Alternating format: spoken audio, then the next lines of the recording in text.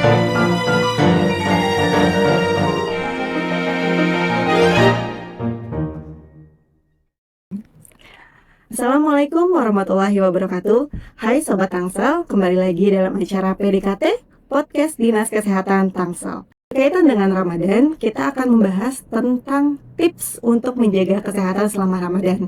Pada episode spesial Ramadan ini, kita sudah kehadiran tamu. Di sini dokter spesialis gizi klinik, yaitu Dr. Dian Permatasari, MGizi SPGK.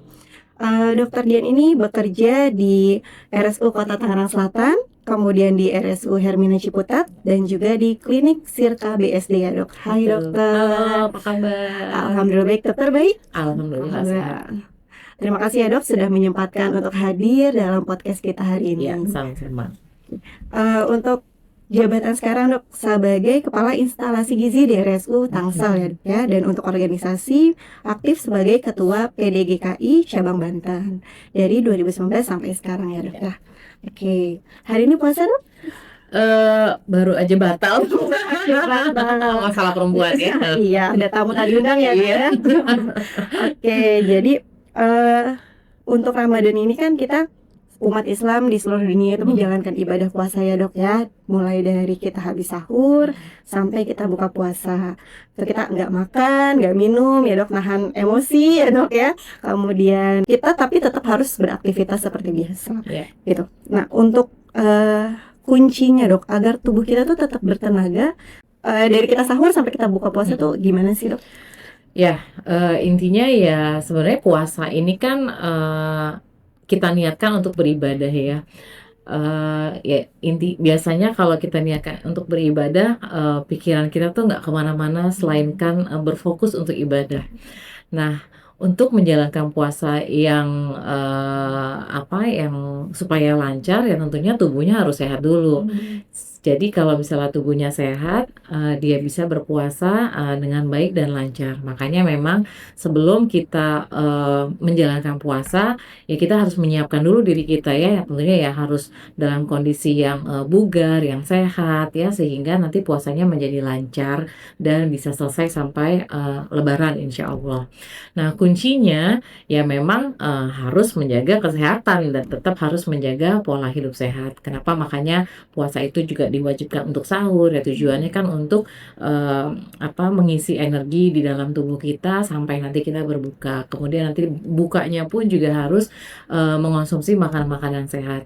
Juga aktivitas mungkin agak diturunkan sedikit kadarnya atau levelnya ya, dari yang biasanya pada saat sebelum puasa mungkin kita maksimal atau jor-joran gitu ya. Nah paling enggak dalam 1 bulan inilah ya Allah udah ngasih 11 bulan waktu untuk beraktivitas yang dengan maksimal ya, paling enggak yang sebulan ini kita kurangi. Jadi memang aktivitas mungkin memang harus agak diturunkan sedikit gitu ya, walaupun mungkin pekerjaannya tetap numpuk tapi ya lebih slow aja gitu ya, karena memang untuk bulan ini kita khususkan untuk ibadah gitu. Oke gitu. Jadi memang untuk aktivitas fisik kita nggak bisa nol ya dok ya, jadi memang pekerjaan kita ya tuntutan pekerjaan masih lebih banyak ya. Iya, jadi kita harus menyesuaikan juga dengan kondisi yang sekarang. Nah tadi dok untuk sahur sebagai bekal kita puasa, nah itu kira-kira porsi yang ideal itu gimana sih dok? Oke. Ya kalau sahur itu kan ibaratnya kalau saat kita tidak berpuasa itu sama dengan sarapan. Jadi dia itu adalah sahur itu sebagai sumber energi kita untuk kita menjalankan puasa seharian ya. Jadi ya sahurnya tetap harus lengkap, komposisi lengkap seperti pada saat kita sarapan atau saat makan siang ya. Jadi harus dalam satu piring itu tetap ada karbohidrat, contohnya misalnya nasi, kemudian boleh diganti dengan kentang atau ubi atau singkong atau roti ya, atau pasta dan lain-lainnya. Kemudian ditambah dengan lauk ikan atau telur atau ayam, tahu tempe dan sayur mayur. Tentunya pas mau imsak itu kita bisa tutup dengan buah-buahan sehingga tetap seimbang kalorinya dan energinya pun juga kita dapatkan gitu. Tapi kebiasaan orang suka berbeda-beda ya, pada saat sahur malah justru ada yang nggak sahur ya, macem-macem lah. Nah itu justru yang akan berefek pada puasa kita seharian nanti gitu. Berarti sebenarnya untuk skip sahur tuh jangan boleh, wajib ya. Sahur itu wajib sama seperti halnya sarapan ya. Jadi itu emang untuk mengisi energi di dalam tubuh kita. Kadang sahur aja kita udah lemes ya dok ya. Iya. Ya. Nah terus tadi kan kita ditutup dengan buah-buahan ya dok. Mm. Ini ada pertanyaan juga dari teman kita, itu buah apa yang sekiranya bisa mengurangi rasa haus selama berpuasa Ramadan dan dikonsumsi pada saat sahur. Oke, kalau pada saat sahur sebenarnya ya buah apa aja oke ya. Cuma masalahnya kalau buah yang justru banyak mengandung air, takutnya justru malah jadi pengen ke kamar mandi terus, jadi beser kan, jadi pengen pipis Benar-benar. terus, akhirnya malah kitanya malah jadi haus. Jadi pilihlah buah-buah yang memang seratnya cukup gitu ya, seratnya banyak dan sebagian besar buah-buahan itu kan mengandung serat yang cukup tinggi. Jadi berbagai macam buah itu bolehlah kita konsumsi pada saat sahur, cuma mungkin jangan yang terlalu tajam, misalnya ya nggak mungkin lah konsumsi durian pada saat sahur gitu ya. Terus buah nangka, kemudian mangga atau jeruk yang asem ya. Jadi pilih yang netral aja kalau untuk sahur tuh, seperti pepaya, kemudian pisang, kemudian buah naga atau alpukat. Ya itu adalah buah-buah yang netral. Nah, kalau melon, semangka itu airnya banyak, jeruk juga airnya banyak ya. Tadi seperti saya sampaikan, kalau yang dia terlalu banyak air justru malah bukan menahan haus ya, justru malah jadi pengen ke kamar mandi terus, pengen buang air kecil terus jadinya gitu. Karena kita juga nggak bisa menampung air terlalu banyak ya. Iya, betul. Oke, jadi tadi buah-buahnya yang memang seadanya di ini aja ya dok ya. Ya, yang Nggak harus yang mengenyangkan atau yang memang serat ya. seratnya tinggi. Oke. Nah, kemudian dok, kesalahan paling fatal pada saat sahur itu yang bikin justru malah bikin kita tuh jadi lemes gitu dok. Itu Oke. apa sih dok? Kesalahan paling fatal ya nggak sahur, itu lebih fatal. Nggak sahur lebih fatal. Tapi kalau sahur gini, kebanyakan orang sahur itu hanya seadanya, yang penting saya sahur deh gitu ya. Ada yang cuma minum air putih doang atau ngeteh doang gitu ya. Ya tentunya kalau air putih atau cairan-cairan teh gitu ya, itu kan nggak ada energinya, kalorinya juga atau komposisi nutrisinya juga nggak cukup untuk memenuhi kebutuhan kita satu harian. Jadi kalaupun pengen yang cepat malas sahur, ya ambillah minimal kalau cairan tuh susu, karena susu itu kan sudah lengkap, tapi bukan susu kental manis ya, susu susu tinggi kalori atau susu UHT lah minimal gitu ya. Nah itu bisa menggantikan kita untuk pengganti sahur. Nah yang lain adalah kesalahannya mungkin terlalu banyak karbohidrat justru. Contohnya misalnya hanya makan roti gitu ya, atau hanya makan nasi aja, atau cuma makan mie aja, Instan gitu ya, Dok. mie instan tapi tidak ditambah dengan protein atau sayur-sayurnya, ya justru itu akan malah bikin makin cepat lapar karena ya hanya karbo simples atau karbo sederhana. Nah, mie, roti, nasi itu kan adalah karbo-karbo yang mudah dan gampang diserap, jadi dia bikin lebih cepat lapar. Atau sarapannya bubur ayam, nah itu malah justru bikin cepat lapar, atau sahurnya bubur ayamnya bukan sarapan, karena ya itu, karena memang karbonya terlalu banyak. Oleh karena itu kalau kalau sahur itu memang harus komposisi lengkap tadi. Jadi nasi justru karbonya nggak usah terlalu banyak ya, pilihnya yang bisa lebih lama mengenyangkan. Contohnya kalaupun nasi, mungkin nasi merah atau nasi harus dengan lauk pauk dan sayur gitu ya, bukan digadoin. Atau kemudian pilihnya mungkin kentang atau mungkin roti gandum gitu ya, yang bisa memperlama kenyang gitu. Oke. Jadi untuk sahur ini kita memang harus benar-benar lengkap ya dok. Betul, intinya harus lengkap. Ada seratnya juga. Nah, supaya kenyang, kadang-kadang makannya yang banyak nih biar kenyangnya lebih lama gitu. Tapi dia nggak ngeliat nih dok, apakah itu karbo semua atau malah kadang pakai mie instan terus pakai nasi gitu ya dok ya, terus pakai kerupuk ya kan karbo semua. Akhirnya malah justru makin cepet lapar gitu. Ya, atau lebih baik yang porsinya sedikit tapi lengkap gitu dok. Mendingan sedikit tapi lengkap. Sedikit itu dalam arti ya tadi protein, sayur dan buah itu dapat memperlama rasa kenyang.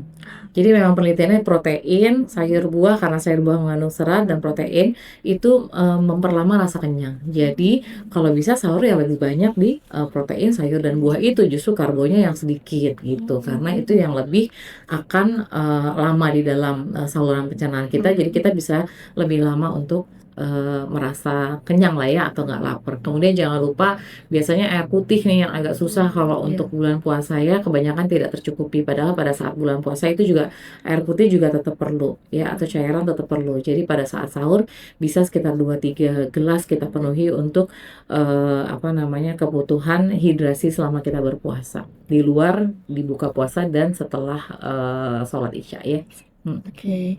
Jadi tadi memang nggak ada lagi ya makan mie instan pakai nasi untuk sahur. Iya. Apalagi kalau udah telat ya dok, jadi lebih baik minum seperti susu gitu Iya, ya, benar, dok, ya. menggantinya seperti susu yang sudah Hmm. lengkap gitu ya, atau Atau misalnya telur rebus atau putih telur, di mana kita bisa sebelum tidur kita siapin dulu tuh, kita oh bikin ya, dulu oh ya iya benar. telur rebus, atau makanan-makanan yang cepat saji tapi yang sehat seperti sandwich misalnya, itu kita bisa taruh dulu atau kita simpan dulu, kita tidur bangun kalau misalnya keburu-buru ya kita bisa tinggal makan. Itu yang paling Kayak praktis aja, dok, seperti ya. itu, betul. Oke gitu. Nah kalau tadi untuk sahur dok, nah sekarang kita masuk ke berbuka nih dok. Mm-mm. Biasanya berbuka tuh orang-orang pada lapar mata ya dok ya. Yes, balas Jadi dendam ya. semuanya dibeli, melihat takjil di Iya. jalan beli War gitu ya dok ya. takjil namanya Iya. sekarang. Jadi sekarang kita lagi sama-sama berpuasa nih dok, Hmm. sama umat Katolik ya dok ya. Hmm. Nah jadi untuk berbuka puasa itu dok, idealnya itu ada tahapannya gitu nggak sih dok? Supaya kalau kita tuh nggak kaget gitu dok. Oke, ya. Itu juga untuk mengadaptasi si lambung. Kalau buka puasa langsung makan berat ya lambungnya juga kasihan setelah seharian dia istirahat, kemudian langsung dikasih makan langsung menampung sebegitu besar. Ya itu bisa menimbulkan rasa begah, rasa mual atau kembung, terutama teman-teman yang punya GERD GERD. atau MAH ya. Jadi memang buka puasa itu sebenarnya harusnya ada runtutannya, memang yang sedikit-sedikit atau makanan dengan porsi kecil dulu baru dilanjutkan dengan makan besar. Jadi urutannya ya pertama harus berbuka dengan yang manis ya kan, entah dia minum teh manis tapi gulanya juga nggak usah terlalu banyak gitu ya, atau mau pilihan yang sehat minumnya bisa air kelapa atau kelapa tanpa gula tanpa sirup, kemudian jus buah tanpa gula tanpa sirup ya, itu bisa jadi pengganti untuk berbuka puasa yang sehat. Dilanjutkan dengan takjil. Takjilnya adalah yang paling aman, kurma lah ya, yang paling aman. Kurma bisa 1 sampai 3 buah atau buah potong gitu ya. Baiknya langsung dilanjutkan dengan makan malam karena udah ada takjil. Nah, tapi tahu sendiri ya orang Indonesia kalau buka puasa gorengan pasti ada. 70% rumah di Indonesia itu gorengan, lontong ya. Itu pasti ada dua itu. Kemudian atau kolak ya. Belum lagi nanti minggu ini masih aman di rumah, minggu depan buka bersama sampai lebaran. Terus menunya pasti gorengan gitu kan ya. Nah, jadi gorengan ya bolehlah 1 sampai 2 maksimal. Atau misalnya pilih 1 gorengan, 1 jajanan pasarnya misalnya, atau 1 gorengan kemudian pengen kolak atau bubur-bubur jenang yang lain boleh, tapi ya si kolak sama bubur jenang ini jangan terlalu banyak ya, karena kan juga gula dan tepung. Jadi intinya kalau buka puasa bersama tuh emang semuanya udah tepung dan gula di karbo pada saat buka puasanya, itu baru bukanya ya. Nah habis itu kita akan melanjutkan dengan makan malam. Nah saya selalu bilang kalau memang sudah makan takjilnya itu makanan-makanan tepung, gorengan atau gula yang sudah banyak ya berarti kita pas makan malam paling tidak kita nggak usah ngambil karbonya lagi. Jadi tinggal si lauk sama sayurnya aja gitu. Itu pun juga mungkin nggak usah yang terlalu berbumbu lagi ya, nggak usah yang terlalu banyak gitu. Karena kan di awal kita udah masukkan dengan kalori yang cukup lumayan dari si gorengan ini dan teman-temannya gitu.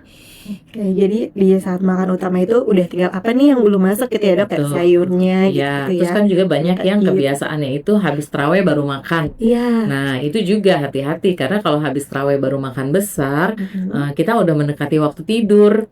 Habis itu jam 3 kita udah bangun lagi buat sahur, kayaknya terlalu deket ya. Jadi kan pas setelah tarawih kalau mau makan ya saya juga anjurannya nggak usah pakai karbo lagi, jadi hanya si sayur, buah atau lauk dan minyaknya dikurangin gitu, karena minyak juga lama untuk saluran pencernaan gitu. Nah tadi kan kita bahas yang manis-manis ya dok ya. Sebenarnya konsumsi manis yang aman itu, batas amannya itu seperti apa dok? Konsumsi manis, ya sebenarnya makanan manis itu masuknya dalam karbohidrat, di mana karbohidrat itu juga sebagai sumber energi utama kita justru ya. Yang perlu diketahui manis yang mana dulu yang harus kita konsumsi. Jadi si karbohidrat ini ada dua jenis, yang kompleks dan yang simpleks atau yang sederhana. Nah yang kompleks itu yang tadi yang lebih sehat lah ya, gandum, kacang-kacangan, kemudian sayur buah itu karbohidrat kompleks. Itu kita pilih pada saat lagi sahur. Nah pada saat berbuka untuk menggantikan gula selama kita berpuasa, tentunya kita harus pilih karbohidrat sederhana atau yang simpleks. Dengan mengkonsumsi makanan manis yang simpleks itu ya otomatis begitu kita konsumsi gula darah akan langsung naik pada saat berbuka puasa. Nah batasannya seberapa banyak? Nah dari rekomendasi WHO sebenarnya untuk gula tambahan itu hanya sekitar 10-15% dari kebutuhan harian satu hari Satu. kita makan itu sebenarnya cuma 10-15% untuk si gula-gulaan atau manis ini. Ya kira-kira kalau kita komparasikan dengan sendok makan itu perempuan hanya sekitar butuh 2,5 sendok makan per Cuma hari. 2 sendok 2,5 sendok makan ya, per Dok? hari itu hanya 20-25 gram ya gula. Nah kalau untuk laki-laki 30-35, 3-3,5 sendok makan per hari. Jadi ya hitungannya dari Oke. situ. Tapi yang lebih membahayakan adalah gula-gula yang di dalam jajanan Di pasar, kolak di gitu. koran, di makanan kemasan, itu kan adalah gula-gula yang nggak kelihatan. kelihatan ya, Jadi Dok. itu yang lebih bahaya sih gitu. Jadi ya memang harus kita taker, lama-lama kita harus berpikir makan aja mikir ya, jadi mindful gitu. Oh udah makan gula segini berarti habis ini saya nggak boleh makan nasi, habis ini saya nggak boleh makan itu. Jadi yang penting harus tahu lah berapa kebutuhan apa untuk konsumsi gula, terus kemudian apa aja sih bahan makanan sumber karbohidrat terutama yang simplex atau kalau yang sederhana itu gitu. Berarti kalau udah makan kolak jangan jajan boba lagi gitu ya, Dok ya. Iya, ntar minum es teh manis, makannya kolak gitu ya, Iya. terus makan nasi, udah deh. Makan kue lagi Iya, gitu. akhirnya Ya ampun. makanya kenapa orang-orang pada saat bulan Ramadan itu puasa malah naik berat badannya kan, harusnya kalau secara logika dan dijalankan dengan sehat harusnya kan turun berat badannya. Nah, itu berarti salah satunya tuh pemicunya dari situ ya, Dok Pemicunya ya. pada saat buka puasa. Pada saat buka puasa. Iya. Apalagi nanti kalau udah ketemu kue nastar ya, Dok ya. Mendekati lebaran lebih bahaya lagi. Iya, lebih bahaya lagi ya, Dok ya. Oke, jadi nah kalau untuk mengontrol nafsu makan nih, Dok, apalagi pada saat buka puasa ya, itu gimana, Dok? Kira-kira tipsnya? Balik lagi ya ke mindset ya. Mindset kita tuh ini puasanya mau mendapatkan manfaat sehat apa sekedar hanya untuk menghilangkan rasa lapar dan haus, itu sih balik lagi ke situ. Karena kalau memang benar-benar dijalankan dengan baik dan pengen sehat itu justru berat badan bisa turun, gula darah bisa turun, kolesterol bisa turun, semua marker-marker kesehatan itu semuanya bisa turun dan bisa baik, dan bonusnya berat badan turun gitu ya. Makanya pada saat bulan puasa ya kita niatnya mau apa dulu nih gitu. Padahal kan memang si puasa ini kan selain untuk ibadah ya dia untuk mencari sehat kan gitu. Jadi ya memang harus kembali lagi ke niat kita lagi gitu. Kalau dari siang udah mikirin nanti buka pakai apa ya, itu udah repot deh ya jadinya.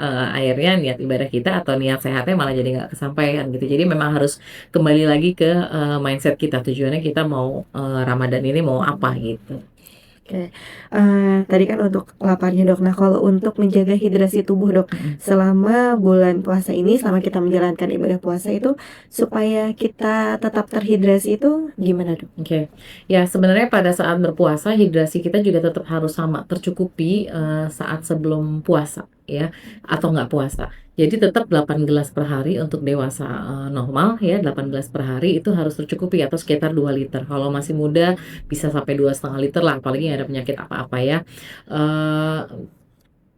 Tipsnya biasanya di sahur 3 gelas, pada saat berbuka puasa 3 gelas, sebelum tidur 2 gelas gitu. Tapi ya itu kalau bisa harus tercukupi. Tapi biasanya ketutup sama minuman-minuman manis seperti itu ya. Jadi sebenarnya sih total dari seluruh cairannya itu bisa terhitung, tapi harus lebih banyak di air putihnya sih. Gitu. Jadi caranya begitu, kalau bisa 3 gelas saat bangun tidur, mau sahur, terus setelah sahur sama mau imsak ya, mau subuh, terus pas buka 3 gelas, mau buka pas buka puasa juga bisa, sama makan malam ya, itu bisa, sama sebelum tidur gitu. Jadi selama puasa ini memang harus utamain air putih ya, Dok ya, tetap ya. Oke, nah tadi, Dok, bagaimana? Ini ada pertanyaan, Dok, dari Instagram, yaitu bagaimana cara mencukupi gizi untuk pasien penderita kanker payudara dan dalam pemantauan gula darahnya itu bagaimana? Terus apakah ada pantangan makanan tertentu untuk pasien dengan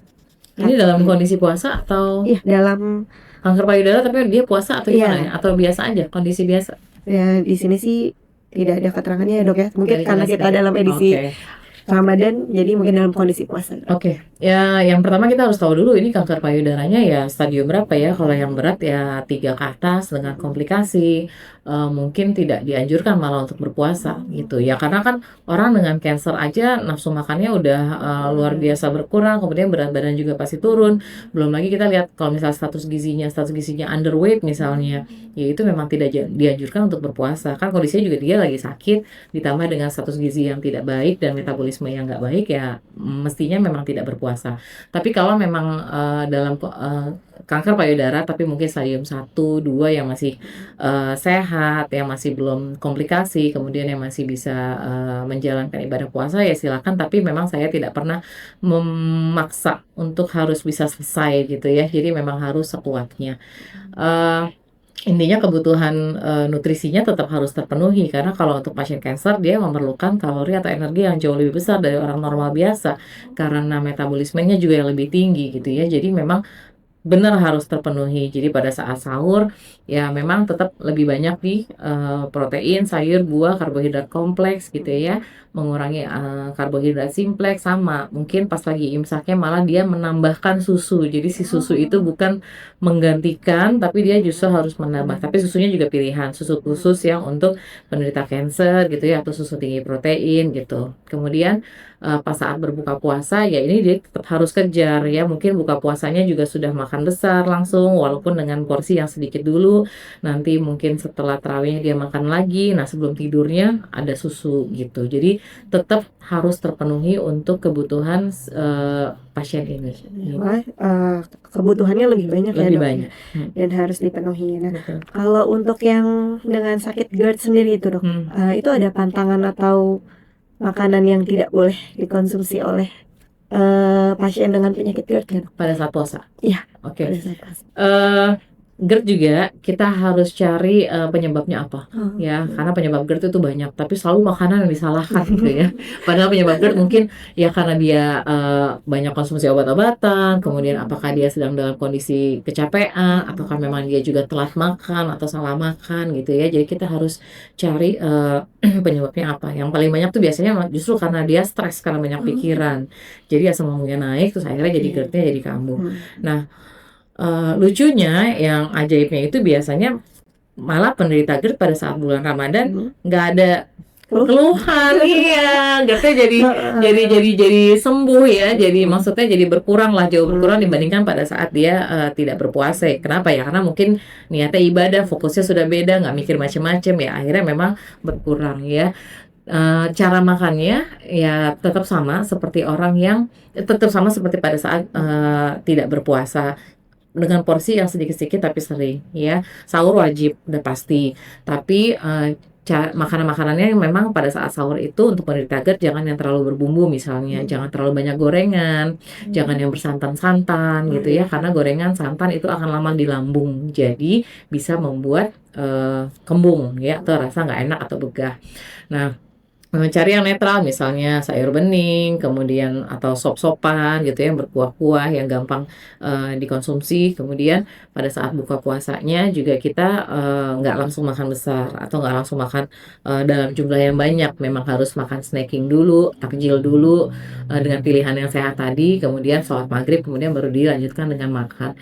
Itu pun juga seperti itu, memang nggak boleh yang terlalu berbumbu, jangan yang santan terlalu sering, kemudian goreng-gorengan, apalagi ya bumbu-bumbu kacang yang kadang suka bikin kembung, pemicunya ya seperti itu. Kemudian buah-buahan juga jangan yang mengandung gas ya, tadi kayak durian, nangka, kemudian asam pedas. Nah, makanan dengan yang terlalu asam, terlalu pedas juga harus dibatasi atau dihindari pada penderita GERD, terutama pada saat puasa supaya nggak mengganggu si GERD-nya ini. Kemudian dok, ada pertanyaan lagi seputar olahraga dong. Jadi mungkin kan kita walaupun puasa tetap harus olahraga wajib ya, tetap. Nah itu kira-kira waktu yang aman dan efektif dok untuk kita menjalankan olahraga saat Ramadan itu gimana? Iya, paling aman dan enak ya habis asar ya, sebelum buka ya. Sebelum ngabuburit sebelum ngabuburit kita olahraga dulu, cari jajanan, baru buka puasa. Itu sebenarnya yang paling ideal sih, karena pada saat asar itu kan ya energinya sudah hampir berubah menjadi lemak, jadi lebih gampang terbakarnya dibandingkan kalau pada saat pagi-pagi. Lagi pula kalau pagi kan mungkin ya panas lah, ntar jadi aus lah segala macam gitu. Jadi memang pilihannya kalau saat berpuasa itu setelah asar ya, sebelum berbuka. Oke. Dok, saya boleh nanya Iya. pertanyaan tambahan ya dok ya? Silakan. Kalau untuk multivitamin gitu dok, suplemen gitu, itu dibutuhkan nggak sih dok selama kita menjalani puasa ini? Oke, multivitamin mineral itu suplemen, sebenarnya indikasinya kalau memang kita kekurangan. Ya, Oke. memang ada defisiensi. Tapi memang ada defisiensi, kemudian orang-orang dengan status gizi yang underweight ya, atau memang dalam pemeriksaan lab memang dia kurang, contohnya vitamin D gitu ya. Nah, itu kalau misalnya kita periksa lab kurang, harus kita suplementasikan atau kita tambahkan. Tapi kalau dalam kondisi sehat, status gizinya bagus, kemudian puasanya aman, nggak ada gangguan apa-apa, dan bisa memenuhi kebutuhan nutrisi harian tadi ya. Jadi makannya harus gizi seimbang, harus bervariasi. Nah, itu sebenarnya harusnya nggak perlu ya. Tapi kalau dalam kondisi puasa tapi gampang lemes, gampang capek-capek, kemudian asupannya juga nggak banyak pada saat puasa, ya itu boleh ditambahkan suplementasi vitamin mineral. Oke, gitu dok. Mungkin ini sudah sampai ke pertanyaan terakhir nih dok ya. Kira-kira take home message 3 aturan yang harus masyarakat Tangsel ingat ya dok selama menjalani puasa itu apa aja sih? Oke, ya apa ya? Oke, yang pertama ya niatkan untuk ibadah, yang kedua niatkan untuk sehat, yang ketiga ya tetap menjalankan pola hidup sehat pada saat berpuasa ini supaya kita mendapatkan manfaat sehat dan nilai ibadahnya dari bulan Ramadan ini. Terima kasih dokter Dian sudah hadir dalam PDKT kali ini. Ya, sama-sama. Semoga puasanya lancar, Amin. ibadahnya lancar, ibadah kita semua diterima, dan masyarakat Tangsel bisa menjalankan puasa dengan aman, sehat, dan tentunya tanpa drama. Cukup sekian podcast hari ini. Terima kasih. Wassalamualaikum warahmatullahi wabarakatuh.